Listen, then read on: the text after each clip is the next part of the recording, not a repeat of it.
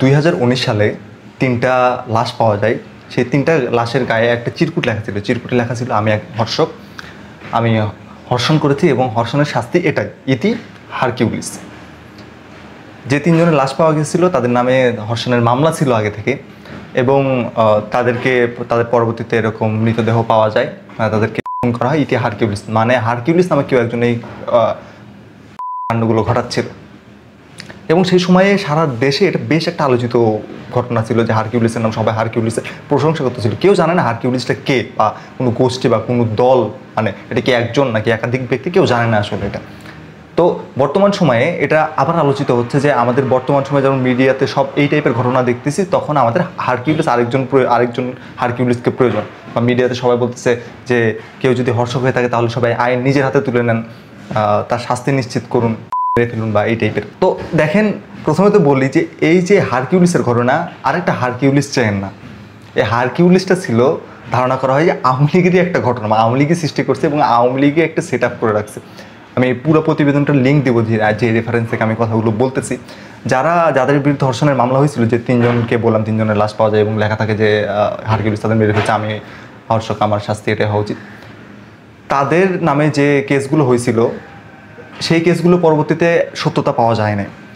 এবং তাদেরকে যখন, মানে তারা এরকম ছিল যে একজন আড্ডা দিয়েছিল, সেখান থেকে আইন শৃঙ্খলা রক্ষাকারী বাহিনীর পরিচয়ে তাদেরকে সাদা পোশাকে তুলে নেওয়া হয়, একজনকে সাদা পোশাকে তুলে নেওয়া হয়। তো যে আড্ডা থেকে তুলে নেওয়া হচ্ছিল, সেখানে যে গাড়িতে করে তুলে নিয়ে যাওয়া হচ্ছিল, সেই গাড়ির একজন ছবি তুলে পরবর্তীতে সেই নাম্বারটা দেখা যায় আইন শৃঙ্খলা রক্ষাকারী বাহিনীরই একটা গাড়ি। মানে ধারণা করা হয় যে এটা সরকার নিজেই করাচ্ছিল, হয়তোবা হয়তোবা বলতে তাদের বিভিন্ন স্বার্থ হাসিলের জন্য। এটা আরেকটা ভিডিওতে কিছুদিন আগে সেনাবাহিনীর কর্মকাণ্ড নিয়ে সেখানেও বলছি, মাস্কেও বলি যে তখন এই যেমন তাদেরকে এরকম করা হচ্ছে বা বিচার বহির্ভূতভাবে হচ্ছে, এই জিনিসটা মানুষের মধ্য দিয়ে সম্মতি উৎপাদন করা হয়েছিল। এই সম্মতি উৎপাদনের মাধ্যমে সেই সময় কিন্তু র্যাবেরও অনেক ক্রস ফায়ার হয়েছিল, যারা ধর্ষক ছিল তাদেরকে র্যাব ক্রস ফায়ার হয়েছে।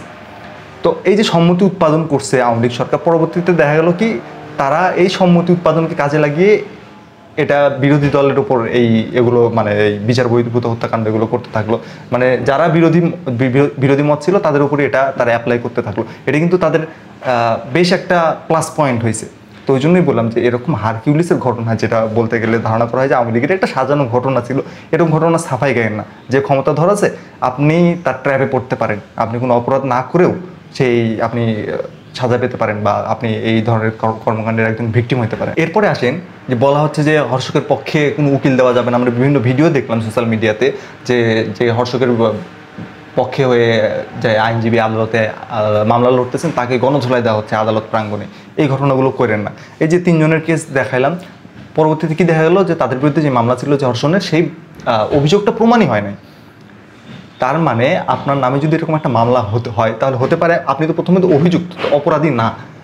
আপনার তো আপনি তো আইনের একদম মারপ্যাচ সব কিছু জানেন না। এটা কে জানে যে আইন পড়াশোনা করছে, মানে একজন অ্যাডভোকেট জানে, আইনজীবী জানে, তাকে তো আপনি ডিটেলস বলবেন যে না, আমার পক্ষে আপনি না আইনি লড়াই লড়ুন। মানে আপনার যদি একটা ফেক কেস হয় এবং সবাই যদি বলে না ধর্ষকের বিরুদ্ধে ধর্ষকের পক্ষে কোনো আইনজীবী দেওয়া যাবে না, তার মানে আপনার বিপক্ষে যদি কোনো ফেক কেস দায়ের করা হয়, আপনি কিন্তু সুবিচার পাবেন না, আপনি ফেসে যাবেন পুরাই। এরকম কিন্তু অজস্র কেস আপনি জাস্ট গুগল করলেই পাবেন যে ধর্ষণের মিথ্যা মামলা দেওয়া হয়েছে, সেখানে মামলা দিয়ে চাঁদাবাজি করা হচ্ছে, এরকম মামলা দিয়ে হয়রানি করা হচ্ছে, বিভিন্ন ধরেন সুযোগ সুবিধা আদায় বা স্বার্থ হাসিলের জন্য এই মামলাগুলো ইউজ করা হচ্ছে। সেই ক্ষেত্রে যদি আপনি আইনজীবী না পান, আপনার বিরুদ্ধে যদি এরকম একটা ফেক মামলা হয়, আপনি কোথায় যাবেন? কারণ মানে আদালতের এই যে তদন্তের আগে তো আমি বলতে পারবো না আসলেও এই ঘটনাটা ঘটছে কিনা। কিছু ঘটনা থাকে যে একদম মানে প্রকাশ্যেই, মানে হাতে নাতে ধরা পড়ছে বা প্রকাশই হয়ে গেছে যে না সেই করছে, সেই ক্ষেত্রেও তার আইনজীবী প্রয়োজন আছে। কারণ তার অপরাধের মাত্রা অনুযায়ী তার শাস্তি কতখানি নিশ্চিত করতে হবে, সেটা যেন মিডিয়া ট্রায়ালের মাধ্যমে না হয়। এই 2013 সালে শাহবাগে যেটা হয়েছিল যুদ্ধ অপরাধীদের শাস্তির ক্ষেত্রে, মিডিয়া ট্রায়ালের মাধ্যমে হয়ে গেছিল যে মিডিয়া ঠিক করে দেবে, মিডিয়া সব কিছু দেখাচ্ছে, এই তো প্রমাণ, এই তো এই শাস্তি এই হওয়া উচিত, মিডিয়ার মাধ্যমে না হয়, সেটা যেন প্রপার লিগাল প্রসিডিউরে হওয়া উচিত।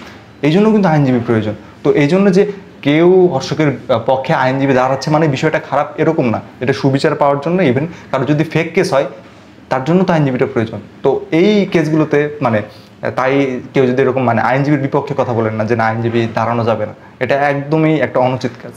এরপরে আরেকটা দাবি উঠতেছে যে কোনো ধর্ষকের সর্বোচ্চ শাস্তি, মানে এটা ফাঁসির দাবিতে আন্দোলন করা হচ্ছে বা দাবি উঠতেছে যে এটা করা উচিত। আচ্ছা দেখেন, আপনি প্রত্যেকটা দিন সারা দেশে যদি মানে মিডিয়াগুলো দেখেন বা প্রত্যেকটা দিন কোথাও না কোথাও দেশের হচ্ছে, প্রত্যেকটা দিন একটা সিঙ্গেল ডে আপনি পাবেন না যে সারা দেশে কোথাও হয় না শাস্তি কি মৃত্যুদণ্ড। তাহলে যে সেও জানে। তাহলে দেখেন তো আপনি যে ফাঁসির যে কথাটা বলতেছেন, জাস্ট ফাঁসির যদি আমি একটা সাজা অ্যাড করে দিই যে না কেউ যদি ধর্ষণ করে তাহলে তার ফাঁসি হবে, এটা অ্যাড করলেই কি অপরাধটা কমে যাবে? একদমই না। কারণ আমরা তো সিমিলার আরেকটা কেস দেখতেছি যে দিনই হচ্ছে, অথচ এটা শাস্তি তো ফাঁসি দেওয়াই আছে, তারপরেও তো এটা কমতেছে না। মানে মেইন যে বিষয়গুলো এখানে আছে যে আপনি এই বিচার প্রসিডিউরটা, একটা মামলা আপনি 10-15 বছর ধরে চলতে থাকবে, এটা একটা ঝামেলাপূর্ণ দিক, এটা সংস্কার প্রয়োজন। আরেকটা বিষয় হচ্ছে একজন ধর্ষক কীভাবে ধর্ষক হিসেবে তৈরি হচ্ছে আর কি, এই সমাজে এই ইন্ডিকেটরগুলো আমাদেরকে প্রপার রিসার্চের মাধ্যমে আইডেন্টিফাই করা দরকার। মানে নর্মালি কিছু ইভেন্ট আপনি আইডেন্টিফাই করতে পারবেন, যেমন তার পারিবারিক শিক্ষা ঠিকঠাক হয় নাই, তার সামাজিকীকরণ ঠিকঠাক হয় নাই, তারপরে যে পুরুষতান্ত্রিক সমাজের যে আধিপত্য সেটা তার মধ্যে সেই ডোমিনেন্সটা অনেক বেশি, তারপরে সে অনেক মিসোজিনিস বা এই টাইপের যেগুলো বিভিন্ন জিনিস থাকবে। মানে দেখবেন যে এগুলো মানে যারা এই ধর্ষণ করতেছে বা তাদের মন মানসিকতার মধ্যে এইসব জিনিসগুলো কমন থাকে। আবার এইসব জিনিসগুলো কমন থাকলে কেউ একজন মাস্ট ধর্ষণ করবে, বিষয়টা এরকম না। আমি জাস্ট বলতেছি যে এরকম, তার মানে এগুলো তো আমাদেরকে আরও অনেকগুলো রিজন আছে, জাস্ট এর এই দুই একটা মানে এরকম বলতেছি এই কয়টাই যে মেইন বা এই কয়টাই সব এরকম না, আরও বহুত রিজন আছে। তো রাষ্ট্রের উচিত এগুলো প্রপারলি ফাইন্ড আউট করা যে আসলে কীভাবে একজন এরকম ধর্ষক হয়ে উঠতেছে, তারপরে সেই কারণগুলো ফাইন্ড আউট করে সেটা নির্মূল করার জন্য ব্যবস্থা নেওয়া। সেটা একদম স্কুল লেভেল থেকে হইতে পারে, যে পাঠদানের ক্ষেত্রে আপনার এই বিষয়গুলো নিশ্চিত করা যে আপনি ঠিকঠাক শিক্ষা পাইতেছেন কিনা। যেমন ক্লাস 5 পর্যন্ত তো অবৈতনিক শিক্ষা, মানে এই শিক্ষা তো সবাই পাইতেছে বলতে গেলে, এটা আরও নিশ্চিত করা যেন আসলেও সবাই পায়। সেই তার মাঝখানে যেন আমি এই বিষয়গুলো বা ধরেন হাই স্কুলের মধ্যে গণ্ডির মধ্যে যে বিষয়গুলো দিতে পারি, যেন কারো মন মানসিকতা ওই লেভেলের তৈরি না হয়। মানে এগুলো তো এই যে এটা বারবারই বলি যে ভিডিওতে সব কিছু তো ওইভাবে প্রপারলি রিসার্চ বা এক্সপ্লেন করা সম্ভব হয় না, এটা প্রপার রিসার্চ করা দরকার এবং সেই অনুযায়ী একটা রোড ম্যাপ করা দরকার যে না আগামী 10 বছর আমার প্ল্যান হচ্ছে এটা, যেন একদম যারা আজ থেকে 20 বছর পরে কোনো একটা ধর্ষণের ঘটনা অবশ্যই ঘটবে, যে আমরা যে স্ট্রাকচার দেখতেছি, তাহলে সে যে ওই টাইমে ধর্ষণ করতে পারে তার বয়স তো এখন অনেক কম। কাজে আমি যদি এখনই তাকে যদি গ্রুমিং করি যে না এই জিনিসটা খারাপ, এই জিনিসটা তুমি করতে পারো না, বা ঠিকঠাক তাকে যদি মেন্টাল অ্যাপ্রোচ দেয়, সে 20 বছর পর ধর্ষক হয়ে উঠবে না।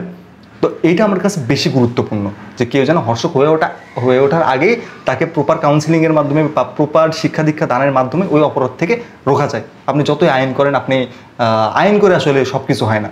যে আমি একটা আইন করলাম যে ধর্ষণ করবে তার ফাঁসি হবে, আর সব দেশে সারা দেশে ধর্ষণ বন্ধ হয়ে গেল, আমার মনে হয় না এটা বিষয়টা এইভাবে ওয়ার্ক করে। এছাড়াও ধর্মীয় কিছু বিষয় থাকে বা ধর্মীয় বিষয় পুঁজি করে বা ধর্মকে ঢাল হিসেবে ব্যবহার করে অনেকে বিভিন্নভাবে যে এই নারী বিদ্বেষ ছড়ায় বা ধর্ষণের জন্য নারীকে দায়ী করে, এরকম বিভিন্ন পোস্ট দেখবেন। এই সব কিছু বন্ধ করা দরকার, মানে এগুলো একদমই বন্ধ করা দরকার। তারপর একজন হ্যারিজারকে যেরকম থানা থেকে স্যার ফুলের মালা দিয়ে বরণ করা হলো, মানে সে ইসলামের একদম কি বলে সারিয়া কায়েম করে ফেলছে, এরকম একটা অবস্থা হয়ে গেল।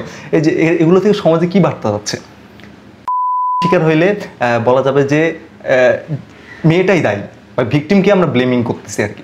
তো এই জায়গাগুলো মানে সমাজে এই স্ট্রাকচারগুলো চেঞ্জ করতে হবে। তারপরে বিভিন্ন ওয়াজ মাহফিলে যেভাবে জাস্ট মেয়েদেরকে ইঙ্গিত করে যে বাজে বাজে মন্তব্য করা হয়, তাদেরকে যেভাবে ব্লেমিং করা হয়, সব কিছু তারাই দায়ী করা হয়, এই জায়গাগুলো অবশ্যই চেঞ্জ করা দরকার। ওই তো বললাম যে আমি মেইন রিজনে খুঁজতেছি না যে কীভাবে একজন ধর্ষক হয়ে উঠতেছে, সেগুলো আমি আইডেন্টিফাই না করে জাস্ট আমি আদালতের মাধ্যমে বললাম যে বিচার করেন, শাস্তি দেন, তাহলে সব কিছু ঠিক হয়ে যাবে। আমি এদিকে ধর্ষক তৈরির কারখানা বানায় রাখতেছি বিভিন্নভাবে, জাস্ট ধর্মকে পুঁজি করে এরকম, এটাই একমাত্র কারণ এরকম না, এরকম বিভিন্ন টাইম লাইনে এরকম তৈরি হচ্ছে, সেগুলো আমি ক্লিয়ার করতেছি না। জাস্ট শাস্তি নিশ্চিত করলে সব ঠিকঠাক হয়ে যাবে? অবশ্যই না। আব্দুল্লাহ মোহাম্মদ সাইফুল্লাহ এই ব্যক্তির রিসেন্ট আমি কিছু ভিডিও দেখলাম, মানে অনেক আগে থেকে আমি এর ভিডিও দেখি বা বর্তমান ইস্যু নিয়ে একটা ভিডিও দেখলাম, দারুণ লাগছে ভিডিওটা আমার। মানে তিনি যেভাবে মানে ইসলাম কি বলে বা এই ভিকটিম ব্লেমিংয়ের বিষয়গুলো যেভাবে তুলে ধরছে, আমার মানে অসাধারণ লাগছে। আপনার ভিডিওটা দেখতে পারেন, আমি লিঙ্ক ডিসক্রিপশনে দিয়ে রাখবো। যে আমার মনে হয় যে এই অ্যাপ্রোচগুলো নেওয়া উচিত, যে আপনি মানে ওই ধর্মকে ঢাল হিসেবে ব্যবহারও করার দরকার নেই, পুঁজি করারও দরকার নেই। আমি নর্মালি যে টাইম লাইনে যাওয়ার কথা, সেই টাইম লাইনে যে আপনি একটা রোড ম্যাপ সিলেক্ট করে সবার কাছে একটা বার্তা পৌঁছে দেন। আপনার যেহেতু বার্তা পৌঁছানোর সুযোগ আছে, সেখানে আপনি নারী বিদ্বেষী বার্তা কেন পৌঁছাবেন? এই বিষয়গুলোতে আমার মনে হয় যে আরও বেশি জোর দেওয়া প্রয়োজন। আপনার কি মতামত কমেন্টে জানাতে পারেন।